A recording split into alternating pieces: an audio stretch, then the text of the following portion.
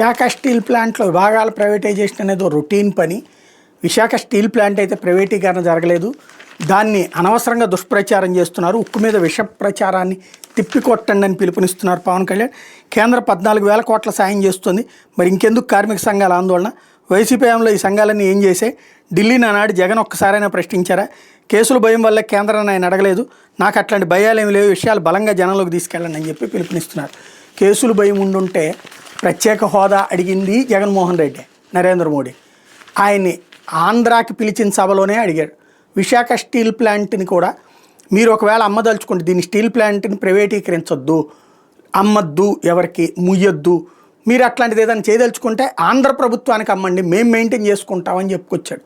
అప్పుడే కదా జనసేనను తెలుగుదేశం ఏం ఆరోపించినాయి? ఆ భూముల మీద కన్నేశాడు. ఆ పక్కన లక్షల కోట్ల రూపాయల విలువైన భూములు ఉన్నాయి, 2 లక్షల కోట్ల విలువైన భూములు ఉన్నాయి, అవి మింగేద్దాం అనుకుంటున్నాడు అని ప్రచారం చేసింది వీళ్ళే కదా. మరి అడగలేకపోవడం ఏంటి, భయపడ్డం ఏంటి?